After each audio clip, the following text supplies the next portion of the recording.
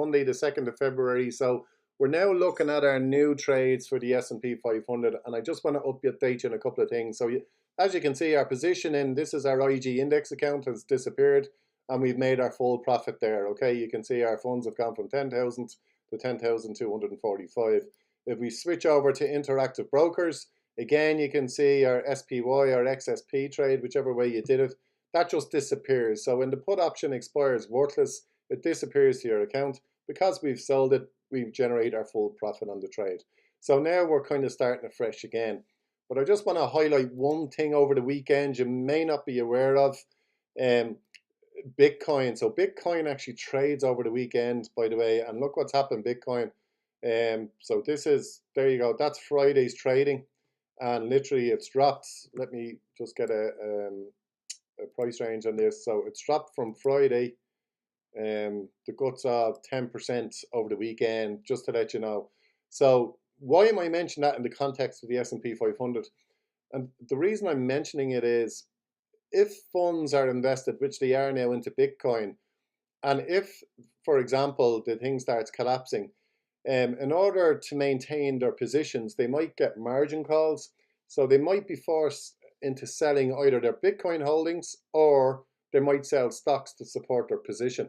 So it's something you just have to keep an eye on here now. And if you look at the S&P 500 futures here, they're down 0.5%. So if I click into this chart, and then again, for those of you who are new, futures, they trade 24 hours a day from Sunday night to Friday night, and they represent the active trading that's going on and the anticipated open, if you like, of the main index itself at the opening. So in US time, the S&P 500 opens at 9:30. So in Irish time, for example, that's 2:30 in the afternoon. So this is kind of giving us a flag here that, you know, the S&P is likely to open down 0.5%. And that's great news for us, because when the markets fall, volatility goes up and option premiums go up too. And we're going to use that to our advantage. So what I want to do is tee up the trade I'm looking at the moment, okay? So we're doing this based on the futures price, okay? So this is where our futures price is at the moment. So the trade I indicated last week that we're looking at today will be selling the 6,500 put option. And you can see here from where it is now, the S&P could fall another 6% from there before you would actually get into trouble. But if this continues throughout the day, and I just want to highlight, this was actually down. I was watching this early this morning. This was down quite a lot earlier on, and I'm just going to keep an eye on this, and I'm not going to be rushing into a trade. All I want to do with this video is tee you up for what we're doing. I'm actually thinking of taking a little extra precaution here and bringing our strike price down to 6,400. So let me start with the IG index account. I'll start with the traditional brokerage firm. So people who are outside the UK and Ireland are probably going to use something like this, okay? Now, the prices you're going to see here for this, folks, are not going to be up to date, because this is Friday's closing price, okay? So your premiums you're going to get here are actually going to be a lot better than this, okay? So this is your worst case scenario. Now, this is assuming the market does actually open up lower, which I'm sure it will. So we would take in $200 on this contract here, which would be a return on investment for the month of 2%. Don't forget, on our interactive brokers account, for this particular strategy, we're targeting 20% a year return on investment. This is going to give us 2% in less than 25 days. So this will keep us well on track at the 640 strike price. Now, look at our probability and profit of that trade. It was actually at 68%.